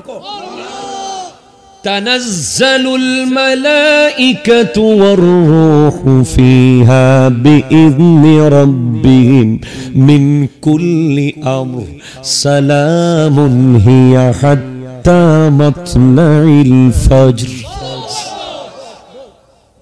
ফেরেশতা নাজিল হওয়ার কারণে লাইলাতুল কদর দামি। এখন আপনার বিবেককে প্রশ্ন করেন, ফেরেশতা দামি না নবী দামি? জোরে কোন, আরো জোরে। অবশ্যই নবীজি দামি, কারণ জিবরিল আলাইহিস সালাম সিদরাতুল মুনতাহা গিয়ে বলছেন লাউ দানাউতু আন মিলাতান লাহতারাকতু, আমি যদি আরেক চুল পরিমাণ সামনে যাই আমার সমস্ত ডানা জ্বলে পুড়ে ছাই হয়ে যাবে। পৌঁছ কে সিদরা মে রূহুল আমিন ये कहने लगे यहां से आगे का रास्ता हुजूर जानते हैं, हुजूर जानते हैं, हुजूर जानते हैं। हुदूदे ताइरे सिदरा हुजूर जानते हैं, कहा है अर्शे मुअल्ला हुजूर जानते हैं। जिब्रील ভাই আমার যাবে না, যাবে না, যাবে না, যাবে না, বলে না না যাবো না, যাবো না। কেন? আমি আপনার মতো না। আমি যাব, হ্যাঁ আপনি যাবেন, কেন? আপনি আমার মতো না। চলে গেছেন আমার নবী একা, লামকানে। ওই হস্টন না হলো নাতে বাজি, হস্টন না হলো সাইন হস্ট হইলে হইউন কেন? আমি বেশি দেরি করতাম না বাজি।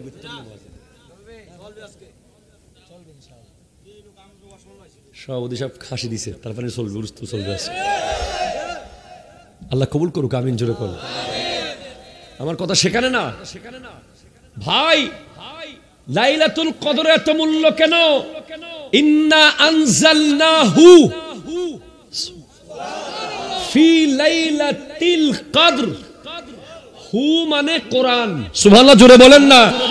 কোরআন ওই দিন নাজিল হয়েছে, ওই রাতে, ওই রাতে, ওই রাতে। হে আল্লাহ, লাইলাতুল কদর দামি। আপনি কোন দেখি নবী না আইলে কি কোরআন আইতো?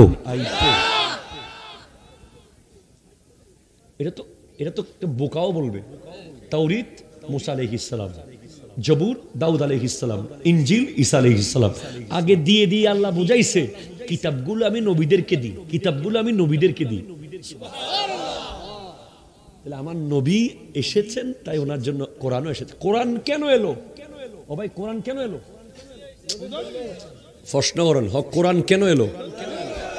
উত্তর বলছি। সব নবীকে আল্লাহ একটা একটা মুজিজা দিয়েছেন স্পেশাল, যেটা দেখায়া নবীগণ প্রমাণ করেছেন এরা কারা, কোথা থেকে এলো এরা। কোথায় যাবা? প্রস্রাব করবা? শিওর নি সাইজ বেড়া মিশাতা কইস না। আমার মাহফিলে বসন যায়, উড়ন যায় না।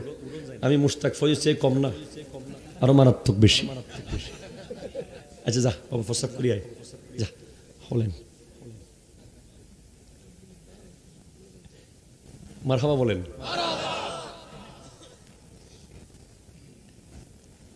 হযরতে দাউদ আলাইহিস সালামের আমলে লোহার খুব কসরত ছিল, লোহার কসরত। আমার আল্লাহ ওনাকে একটা পাওয়ার দিয়েছেন, উনি লোহা দললেই লোহা গলে যেত। হযরতে মূসা আলাইহিস সালামের আমলে জাদুঘরদের খুব পাওয়ার। আমার আল্লাহ মূসা আলাইহিস সালামকে একটা লাঠি দিয়েছেন। লাঠিটা অন্ধকারে কুয়াশার ভিতরে দললে লাইট জ্বলতো, মাটিতে রাখি দিলে সাফ হয়ে যেত, নদীতে মেলামালে রাস্তা হয়ে যেত। হযরতে ইউসুফ আলাইহিস সালামের আমলে স্বপ্নের ব্যাখ্যা যারা দিত ওদেরকে মানুষ খোদা মনে করত। আমার আল্লাহ ইউসুফ আলাইহিস সালামকে স্বপ্নের ব্যাখ্যা করার ক্ষমতা দিয়ে পাঠিয়ে দিলেন। এখন আমার নবীর আমলে কি হচ্ছে? আরবে একটা মেলা হতো, ওকাজের সাহিত্য মেলা। I M a student of history, university of Chittagong. আমি অনেক পড়াশোনা করেছি এই বিষয়গুলো নিয়ে, তবে এখনো শুরু করতে পারিনি পড়াশোনা। কারণ নবীজির শানে পড়াশোনা কেউ করেছি বললে ভুল হবে। আমার নবীজির শান বঙ্গোপসাগরের চেয়ে আরো বেশি। এক শায়ের বলে, জিন্দগিয়া খতম হুই और कलम टूट गए मगर तेरे औसाफ की एक बाब भी पूरा ना हुआ। আমার জীবন শেষ, পৃথিবীর সমস্ত গাছের কাটিকে কলম বানিয়েছি, পৃথিবীর সমস্ত সাগরের পানিকে কালি বানিয়েছি, পানি কালিও শেষ, কলমও শেষ, আপনি নবীর জিন্দেগির একটা লাইন এখনো শেষ করতে পারলাম না। তারিখ अगर ढूंढे सानिए मोहम्मद सल्लल्लाहु अलैहि वसल्लम, सानी तो बड़ी चीज है, साया न मिलेगा। ইতিহাস যদি দ্বিতীয় মোহাম্মদ খুঁজে, সানি দ্বিতীয় তো দূরের কথা, ছায়াও পাওয়া যাবে না। আমার নবীর মতো না কেউ ছিল, না কেউ আছে, না কেউ হবে। আমরা বলছি না, ওই জর্জ বার্নার্ড শ নোবেল বিজয়ী 1925 সালে যিনি সাহিত্যের নোবেল পেয়েছেন, খ্রিস্টান, উনি বলছেন if a man like Muhammad সাল্লাল্লাহু আলাইহি ওয়াসাল্লাম were to assume the dictatorship of whole modern world, he could succeed in solving its problem in a way that would bring much peace and happiness. George Bernard Shaw বলছেন, মুহাম্মদ সাল্লাল্লাহু আলাইহি ওয়াসাল্লামের মতো একজন যদি গোটা পৃথিবীর দায়িত্ব নিয়ে নিত, তাহলে এই পৃথিবীর প্রতিটা গলিতে গলিতে শান্তি নিশ্চিত করে ছাড়ত। খ্রিস্টান মাইকেল এইচ হার্ট বিশ্বের 100 জন শক্তিশালী ব্যক্তির নাম সিরিয়াল করেছেন, তার মধ্যে 1 নম্বরে রেখেছেন আমার নবীকে। আমার কাছে পৃথিবীর 173 জন বিধর্মী মনীষীর লেখনী আমার কালেকশনে আছে। সেখানে লামার্টিন আছে, সেখানে পিকে হিট্টি আছে, সেখানে জওহরলাল নেহেরু আছে, সেখানে মহাত্মা গান্ধী আছে। এভাবে বিশ্বের 173 জন বিধর্মী মনীষী এক শব্দে, এক বাক্যে বলতে বাধ্য হয়েছে, আমার নবীর মতো কোনো ব্যক্তিত্ব পৃথিবীতে না এসেছে, না আছে, না আসবে। As a father, as a son, as a prophet, as a social reformer, as a economical reformer, as a scientist, as a doctor, as a leader, Muhammad সাল্লাল্লাহু আলাইহি ওয়াসাল্লাম is the best personality of the world.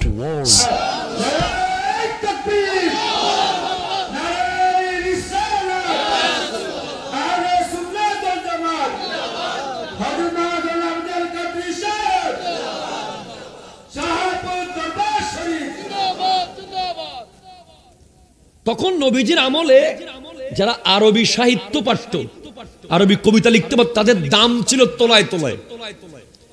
যেখানে ইমরুল কায়েস, মুহালহিল, ইবনে সালাম, এসব কবিরা নিজেকে বিশ্বের সবচেয়ে বড় বড় পাওয়ারফুল ব্যক্তি মনে করত। এমনিতেই আরব শব্দের অর্থ হলো বাগ্মী, বাকপটু। আর ওরা আমাদেরকে বলে আজম, আজমি। আজম মানে মূর্খ, বোবা। আরবিরা পৃথিবীর অন্য সব ভাষাকে বোবা মনে করে, একমাত্র মনে করে তারাই কথা বলতে পারে পৃথিবীতে। এজন্য আপনি যদি গিয়ে বলেন ইয়া আইয়ুহা শেখ,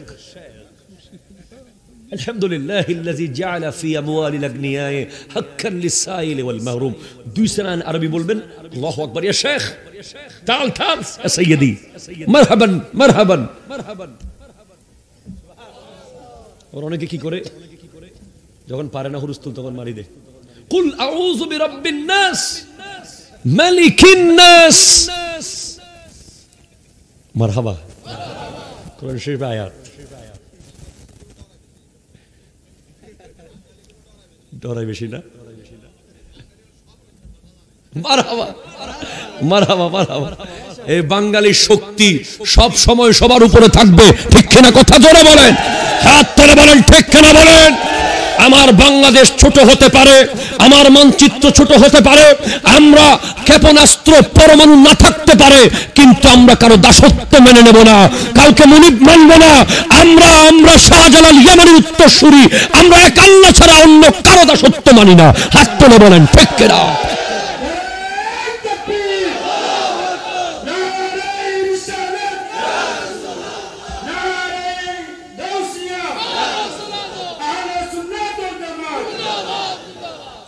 বন্ধুর মতো থাকলে বন্ধু মানব। বন্ধু মানে কাঁধে কাঁধ মিলিয়ে চলতে হবে। কথা বলেন। পেঁয়াজ বন্ধ করলে লাভ নাই। আমরা 1 মাস রোজা রাখার অভ্যাস অলরেডি আছে, প্রয়োজনে 12 মাস থাকবো রোজা, ঠিক কিনা? সমুদ্দহর চলবে। কোন পেঁয়াজ, আলু, রসুন, বেগুন এগুলোর ভয় বাঙালিকে দেখানো যাবে না। বাঙালির উঠানে উঠানে বিসি ফেলে দিলে গাছ উঠে যায়, ঠিক কিনা? কথা বলো, হাত তুলে বলো, ঠিক কিনা বলো। আবার বলে যায় কেউ যদি গড় গোবিন্দ হয়ে নামে আমরা শাহজালাল হয়ে মাঠে নামতে প্রস্তুত থাকবো। কেউ যদি ইয়াসিদ হয়ে মাঠে নামে আমরা হোসেন হয়ে মাঠে নামতে প্রস্তুত থাকবো। কেউ যদি ফেরাউন হয়ে মাঠে নামে আমরা মূসা আলাইহিস সালামের উত্তরসূরি হয়ে মাঠে নামতে প্রস্তুত আছি। হাত তুলে বলেন।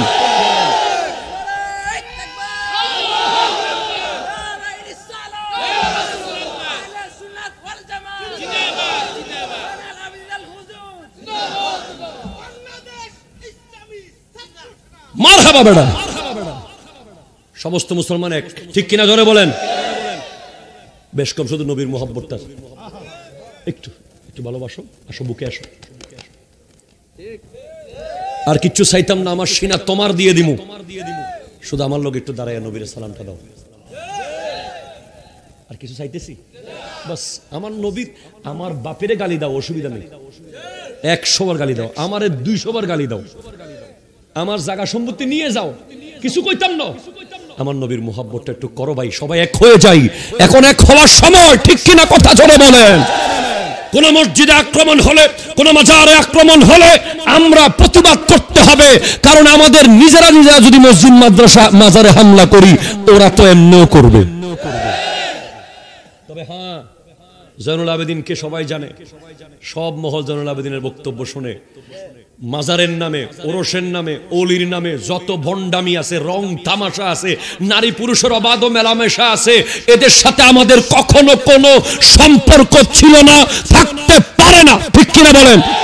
এই সত্যিকারের মুসলমান হাত তুলে কথা বলেন, ঠিক কিনা বলেন। জিকিরের নামে কোঁকা চলবে না, এই কথা বলেন। কোথানি জিকির চলবে না, ঠিক কিনা বলেন।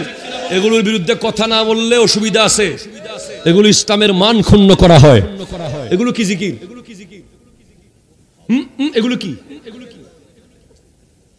আন্তর্জাতিক টাটকা ভণ্ড, ঠিক কিনা কথা বলেন। স্পষ্ট জিকির করবেন, গাছে জিকির, বাসে জিকির, হুজুর কামরানি জিকির। আমার হোক আপনার হোক, প্রত্যেকের সমালোচনা নিজেরটাকে করতে হবে। ইসলাম সুন্দর, আপনি কি মেসেজ দিচ্ছেন এগুলো করে।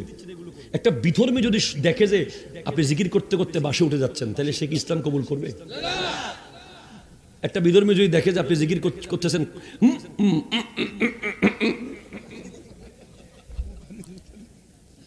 কথা বলেন, একটা বিধর্মী যদি দেখে যে আপনি একটা দরবারে গিয়ে গরু নিয়ে চলে যাচ্ছেন ট্রাকে করে,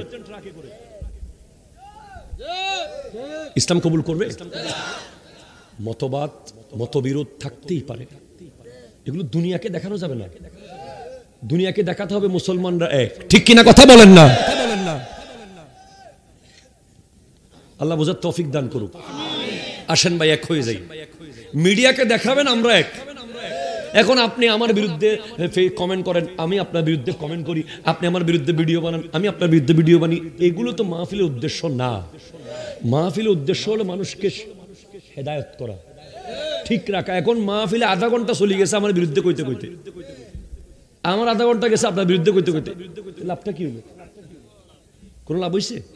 বন্ধ করতে হবে এগুলো, এসব সমালোচনা মাহফিল বন্ধ করতে হবে, প্রত্যেক দলের বন্ধ করতে হবে। মতবিরোধ, মত পার্থক্য সবসময় সর্বযুগে ছিল, এগুলোর সমাধান বৈঠক করে, ঠিক কিনা কথা কোন, ঠিক কিনা।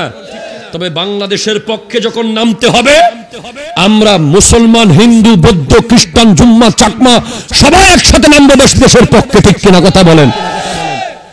এদেশে অন্য ধর্মের মানুষ সবচেয়ে নিরাপদ, মায়ের কোলে।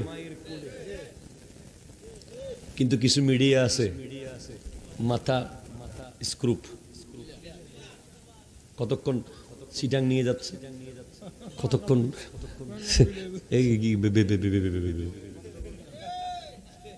কি সমস্যা আল্লাহ জানে। আল্লাহ হেদায়েত দান করুন। আমরা আমার পৃথিবীর যেখানে আমার মুসলমানের উপর আঘাত হবে, আমার নবী ইরশাদ করতে লাগলেন, আল মুমিনু লিল মুমিনে কাজাসাদিন ওয়াহিদিন। মুসলমানরা, মুমিনরা এক দেহ, একটা দেহ। 300 কোটি মুসলমান মিলে একটা শরীর। আপনি সুবহানাল্লাহ আসতে বলতেছেন ভাই?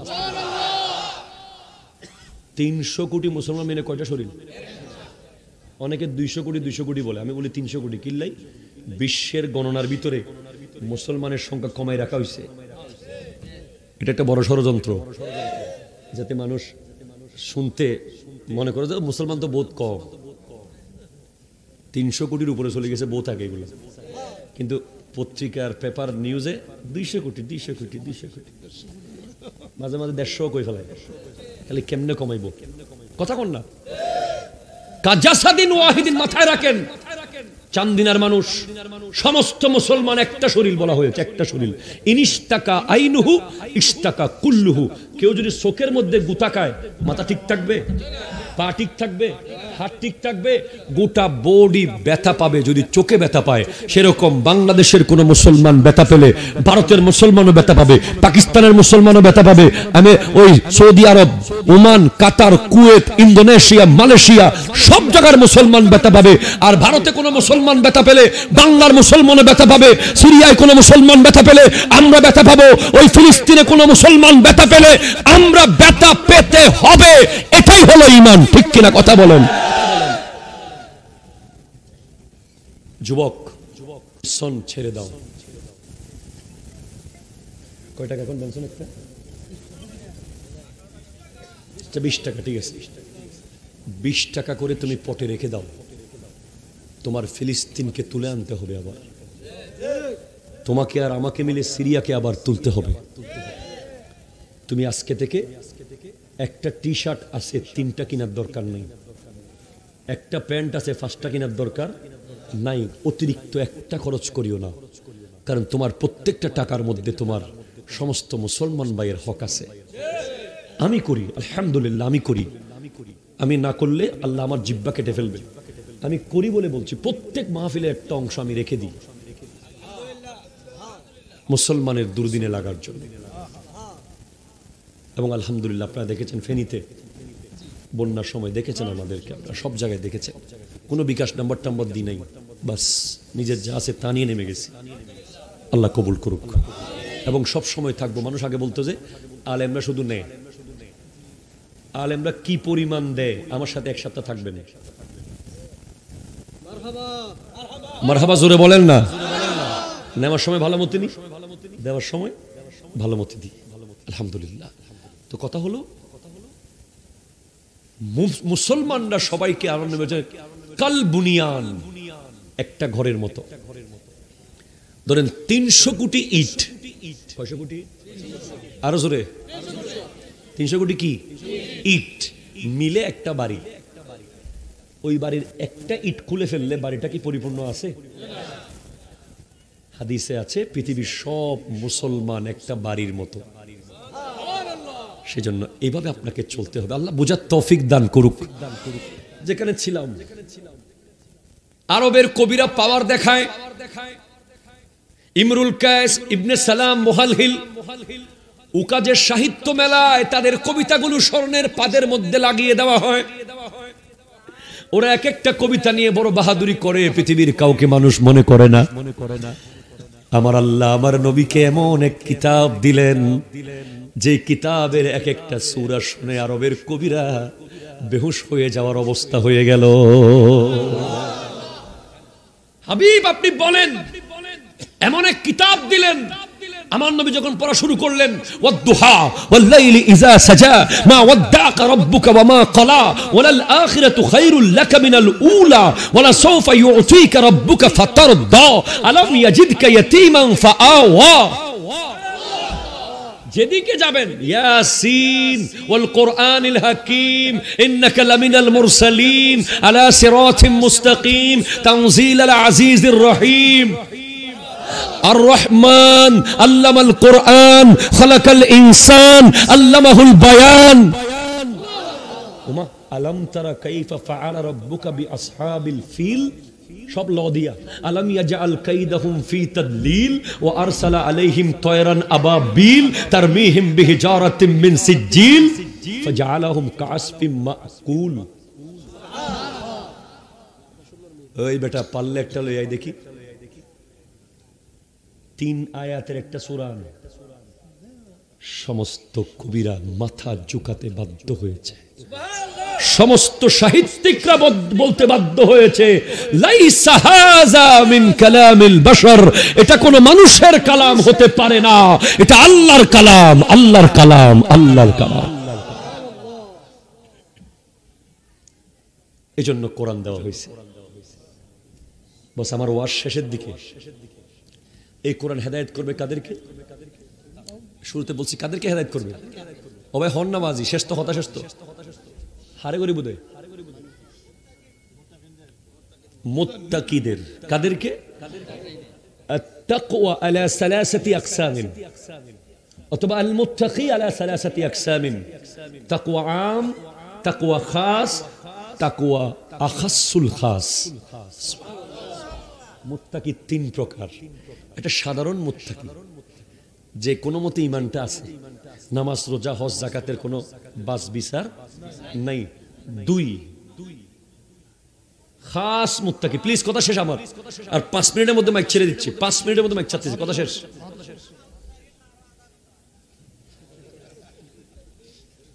ভাই যাইতে হবে বহুত দূরে, কুয়াশার জন্য গাড়ি চালানো যাচ্ছে না, খুব কঠিন অবস্থা। তাকওয়া খাস। তাকওয়া কি? আম তাকওয়া বুঝছেন? আম তাকওয়া, আম তাকওয়া মানে হচ্ছে কোনো মতে ঈমান আছে, অন্যান্য কোনো কাজে নেই। খাস তাকওয়া वो काम करेंगे जिससे अल्लाह रसूल राजी हो, वो काम नहीं करेंगे जिससे अल्लाह रसूल नाराज हो। ওই সকল কাজ করব সারা জিন্দেগিতে যে প্রতিটা মুহূর্তে আল্লাহ রাজি থাকবে, ওই সকল কাজ করব না যেটাতে আল্লাহ নারাজ। কথা শেষ। আর খুসুসুল খুসুস, ভেরি ভেরি ভিআইপি মুত্তাকি, সো মাচ ভিআইপি, ইত্তিকাউ মা ইয়াশগালু আনিল্লাহ, এমন সব কাজ থেকে দূরে থাকবো, জায়েজ হোক না জায়েজ হোক, যেই কাজ আল্লাহর জিকির থেকে এক সেকেন্ডের জন্য আল্লাহর ধ্যান থেকে, আল্লাহর ধ্যান থেকে, আল্লাহর ধ্যান থেকে এক বিন্দু সরিয়ে ফেলবে, ওই সব কাজ যে বাদ দিতে পারবে সে হলো সর্বোচ্চ মুত্তাকি। ধরেন আপনি আমার সাথে দেখা হয়েছে, হুজুর আসসালামু আলাইকুম, কেমন আছেন? জায়েজ আছে না জায়েজ আছে? জায়েজ না জায়েজ? জায়েজ। হুজুর আপনার বিবি কেমন আছে? হুজুর পরিবার কেমন আছে? হুজুর ভাত খাইছেন নি? হুজুর মোবাইলে কি নম্বরটা দেন না? জায়েজ না জায়েজ? জায়েজ। কিন্তু মুত্তাকিরা এত কথা বলবে না, কারণ সে বাকি কথা আল্লাহর সাথে বলবে।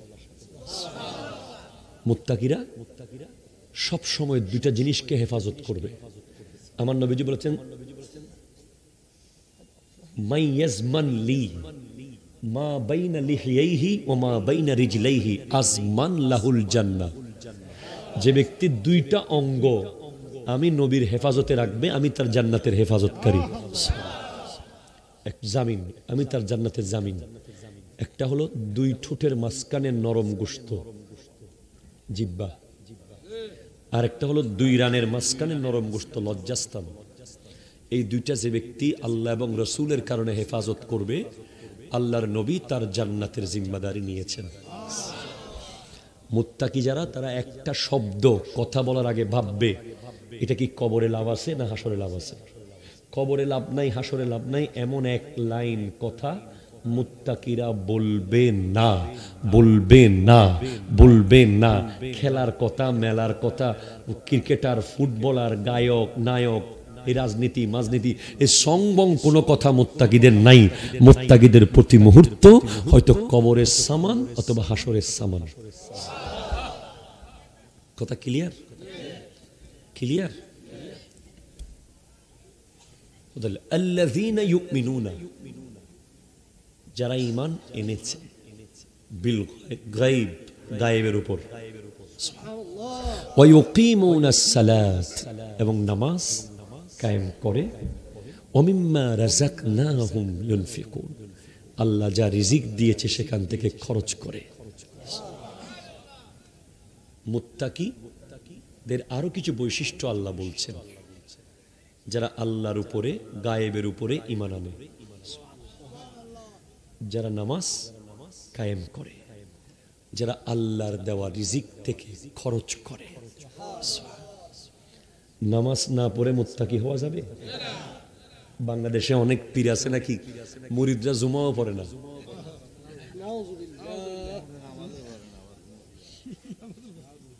আই হাই, কত বড় দাজ্জাল!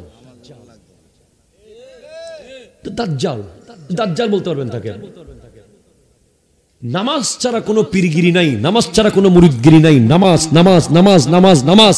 আমার নবী দুনিয়া থেকে যাওয়ার পর্দা করার সময় যে দুই একটা শব্দ বলেছেন তার মধ্যে একটা হলো সালাত সালাত সালাত। খবরদার, আপনাকে একটা কথা বলে যাই, শুধু একটা সিজদা করে নাই। কে? আজাজিল, ফেরেশতা, শয়তান। একটা সিজদা করে নাই, তাও আল্লাহকে না, আল্লাহর নবীকে, আদম আলাইহিস সালামকে। একটা সিজদা না করার অপরাধে কিয়ামত পর্যন্ত মলউন, মরদুদ, জান্নাত থেকে বিতাড়িত। আর প্রতিদিন ফরজ নামাজের সিজদা হলো 17 দুগুণ 34টা। কোন নবীকে না এগুলো। আরো জোরে, বাঁচার সুযোগ আছে।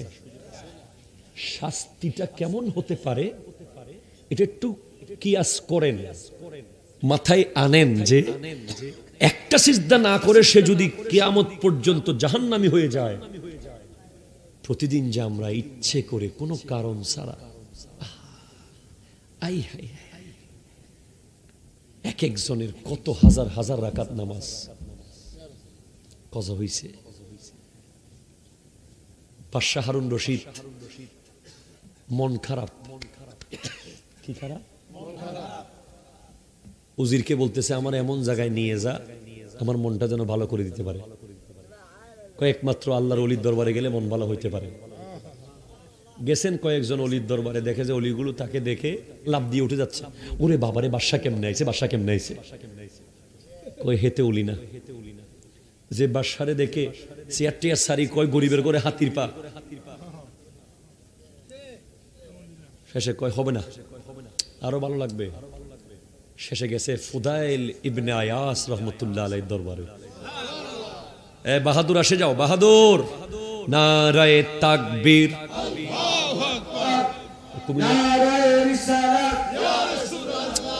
আমি একটু কুমিল্লা স্টাইলে তাকবীর দিচ্ছি, এমন করতেছে কেন?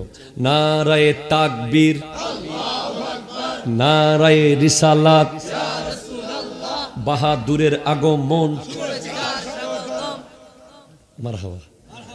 মিনিমাম 12টার আগে ছাড়বেন না কিন্তু, কথা কোন? পুরুষ তুল নিবেন আজকে, যত দলিল লাগে সব লই নেবেন।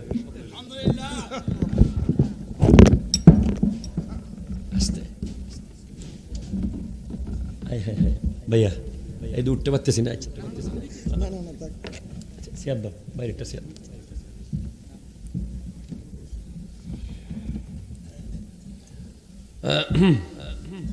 মারহাবা বলেন। আমার অত্যন্ত স্নেহের প্রিয় ভাই, খুব শ্রদ্ধা এবং মহব্বত করেন।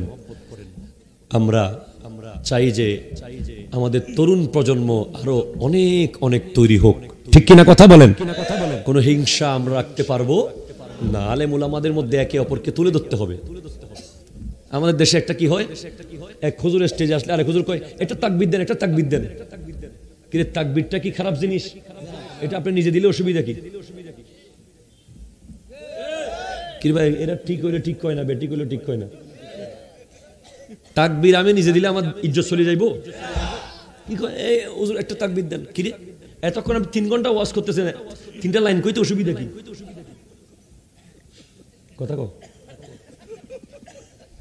এই জন্য আমি ছোট বক্তা আসুক, বড় বক্তা আসুক, মাঝারি বক্তা আসুক, ছোট ভাই আসুক, বড় ভাই আসুক, তাকবীর আমি নিজে দিই। এতে অহংকার মুক্ত থাকা যায়, ঠিক কিনা বলেন না? এখন আপনি দেখবেন মাঝে মাঝে মাহফিল দেখেন, এই হুজুর আসছে এটা তাকবীর দেন। না, ঠিক না, এটা বলে গেলাম। তরুণ যারা ওয়াজ করবে ভবিষ্যতে নসিহত করে গেলাম। কথা শেষ। এই কথাটা বলে যাবো না, শেষ সারে দিব। অনেকে বলতেছেন তাই সারে দি। আচ্ছা বলেছে, ফুদাইল ইবনে আয়াস রাহমাতুল্লাহ আলাইহি উনি হলেন খাজা মঈনুদ্দিন চিশতি রাহমাতুল্লাহ আলাইহির পীরের পীরের পীরের পীর। উনি জীবনে এক সময় অনেক বড় একজন ডাকু ছিলেন, ডাকু। একবার কোরআন শরীফের একটা আয়াত শুনে উনি এমন ভাবে তওবা করেছেন, উনি জগৎ বিখ্যাত ওলি হয়ে গেছেন। তো বাদশাহ হারুন রশিদ শেষে ঘুরতে ঘুরতে ফুদাইল ইবনে আয়াজের দরবারে গেছে। যায়া কয় হুজুর রে কোন আমি আইছি, প্লিজ শেষ কথা শেষ। হুজুর বলতেছে বাদশার লগ আমার কোনো কথা নাই, বাদশারে বলো এটা ফকিরের বাড়ি, এখানে বাদশার কাজ নাই। এখন বাদশা তো আরো পাগল হয়ে গেছে, কয় আইরে এতগুলো দরবারে গেলাম, সবাই কয় বাদশা কেমনে আইলেন, ওরে বাবারে ইনি কি কইতেছে এগুলো। ইনি বলতেছে বাদশার কোনো কাজ নাই এখানে, এটাই তো আসল ওলি। ঠিক কিনা কথা বলেন না? পয়সাওয়ালা মুরিদ দেখলে পাশে বসাবেন, গরিব মুরিদরে দূর থেকে ঠিক আছে দোয়া করছি। এটা হবে না। আমি হক কথা বলে যাচ্ছি, আল্লাহর দরবারে দায়ী থাকবো না বলে। আসল পীর যারা ওনারা গরিব ধনী সাদা কালো দেখবে না, ঠিক কিনা জোরে বলেন। আমার হুজুর কিবলা আল্লামা সৈয়দ মোহাম্মদ তাহের শাহ সাহেব কিবলা, উনি প্রত্যেক বছর জশ্নে জুলুসে আসেন, এই বছর আসতে পারেন না। হুজুর যুগের শ্রেষ্ঠ একজন ওলি, ওনার সামনে যদি আপনি পরিচয় দিছেন শেষ, পরিচয় দেওয়া যাবে না। আপনি আমি অমুক মাদ্রাসার শিক্ষক, আমি অমুক অমুক এমপির ফোলা, আমি অমুক মন্ত্রী, এগুলো বলা যাবে না। বললে উনি রাগ করবে। বাস আপনি জাস্ট একজন মুসলমান হিসেবে যাবেন, দোয়া নিয়ে চলে আসবেন। তো ফুদাইল ইবনে আয়াস রাহমাতুল্লাহ আলাইহি বলেন, বলো এটা বাদশার দরবার না এটা ফকিরের দরবার, বাদশার কাজ কি, যাইতে যাইতে বলো এখান থেকে। হুজুর আমি বাদশা হারুন ফকির হয়ে এসেছি, হুজুরকে বলো আসতে। এবার ফুদাইল ইবনে আয়াস রাহমাতুল্লাহ আলাইহি নামলেন পাহাড় থেকে, বলে আপনার সাথে আমার দেখা হবে। এই কথা এদিক শেষ, এই বাচ্চা এই কথা শেষ। বলে আপনার সাথে আমার দেখা হবে, কিন্তু আলো থাকতে পারবে না, বাতি নিভাই দেন। ওলি কারে কয় দেখেন, কয় বাতি নিবান, অন্ধকারে দেখা হবে আপনার সাথে, আমার কথা হবে অন্ধকারে। কথা শেষ করবো, জিজ্ঞেস করে হুজুর আপনি যে বাতি নিভাই দিয়েছেন কেন? কারণ আমি যদি আপনার চেহারা দেখি, আমি দুনিয়ার প্রতি লোভী হয়ে যেতে পারি। হঠাৎ আপনাকে দেখে হঠাৎ যদি আমার মুখ দিয়ে বাদশাকে রাজি করার জন্য কোনো কথা বের হয়ে যায়, আমি তো যা কথা বলবো আল্লাহর জন্য বলবো। এজন্য আপনার চেহারা দেখতে চাই না, দেখলে আমার দুনিয়ামুখী হয়ে যেতে পারি। ধরেন আপনি যদি বর্তমান ডক্টর ইউনূস সাহেবের সাথে আপনার দেখা হয়, আপনি তো বলবেন স্যার, স্বাভাবিক ভিতর থেকে চলে আসবে। এজন্য তো বলে হুজুর আমার মন খারাপ, মন ভালোর উপায় কি? বলে মন ভালোর উপায় হলো আল্লাহর কর্জ শোধ করে দাও। এই যে মানুষের কর্জ ডায়েরিতে লিখে রেখেছেন, অমুক 10 লাখ টাকা পাবে, তমুক থেকে আমি 1 লাখ টাকা পাবো, কত ওয়াক্ত নামাজ যে কাজা হয়েছে, কোথাও কি লিখেছেন? জি লিখেছেন? লেখেন নাই। সেজন্য আজকের পর থেকে 1 ওয়াক্ত নামাজ আর কাজা করবেন না, প্রতি মুহূর্তে সাথে সাথে নামাজে চলে যাবেন। প্রতি সিজদায় আল্লাহকে বলবেন, আল্লাহ তুমি পরের ওয়াক্ত নামাজ পড়ার তৌফিক আমাকে দিও। আল্লাহ তাআলা আজকের মাহফিলকে কবুল করুক। ইনশাআল্লাহ ভবিষ্যতে এখান থেকে শুরু করব। হুদাল্লিল মুত্তাকিনের পর থেকে আল্লাযীনা ইউমিনুনা বিল গায়ব ওয়া ইউকিমুনাস সালাহ ওয়া মিম্মা রাযাকনাহুম ইউনফিকুনের পর থেকে শুরু হবে যদি আল্লাহ কোন জানে। ওয়াসসালামু আলাইকুম ওয়া রাহমাতুল্লাহি ওয়া বারাকাতুহু।